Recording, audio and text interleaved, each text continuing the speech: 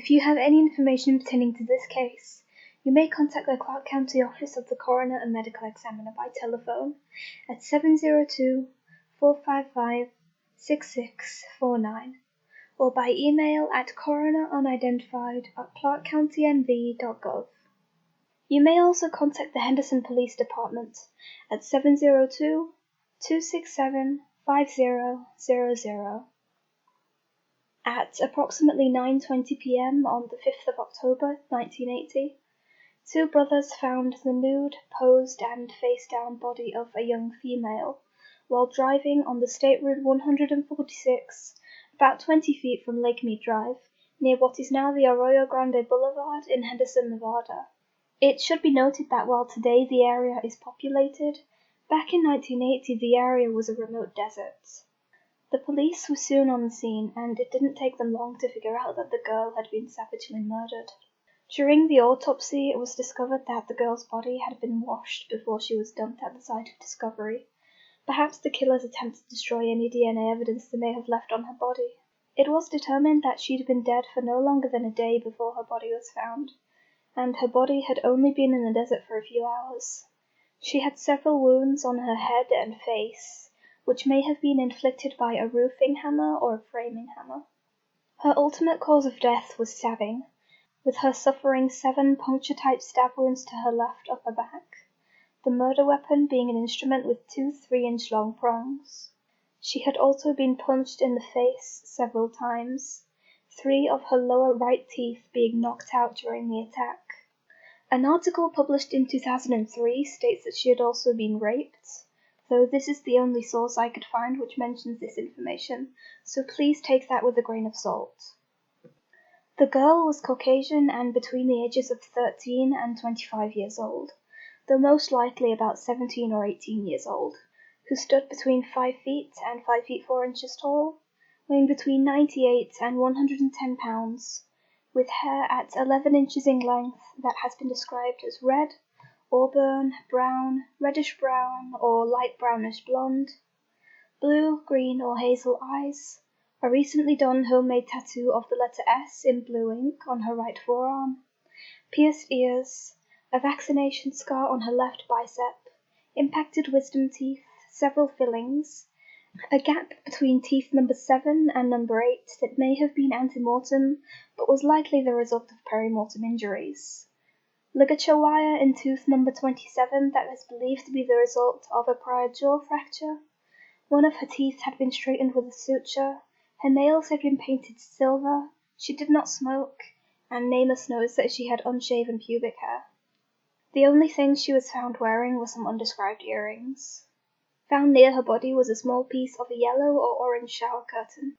The girl's dentals, fingerprints, and DNA are available, but they have not yet matched with any missing people. Her case was reopened in 2015 and her body has been exhumed 4 times so far, in 2002, 2003, 2009, and 2016. A detective on the case in 2016 stated that it is not believed that the girl was homeless, due to her sophisticated dental work. An article published in January 2004 notes that she may have been a runaway. Detectives stated very early in the investigation that they believed she was from out of state, but more recently, detectives have stated that she could be from the Las Vegas Valley area. Detectives on the case also think it very likely that she was a hitchhiker. Over the decades, several theories concerning this girl have emerged. I must preface this segment of the video by saying that these theories are pure speculation and they should not be taken as fact.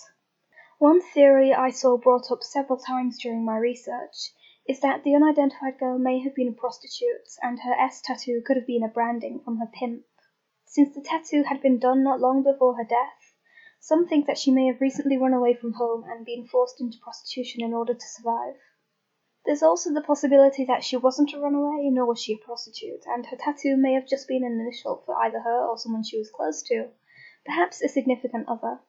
Another popular theory is that the girl may have been attacked and killed while she was in the shower, which explains why her body appeared as if it had been washed before she was dumped, and why a piece of shower curtain was found near her body. However, I personally think it's just as likely that she was killed outside of the shower, and her killer washed her body in a shower after her death to try and get rid of any potential evidence. An article published just a week after the unidentified girl's murder suggests that the murders of the unidentified girl and another young girl, namely Shauna Lee Urbane, may be connected. Both victims had homemade tattoos of the letter S. Shauna's was on her right shoulder and the unidentified girl's was on her right arm. Both murder victims were found nude save for their jewelry, Shauna wearing her watch and an earring and the unidentified girl wearing only her earrings.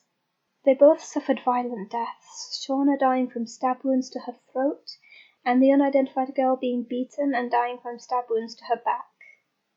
And finally, both were dumped in the remote desert, Shauna in Las Vegas in June 1980, and the unidentified girl in Henderson in October of the same year.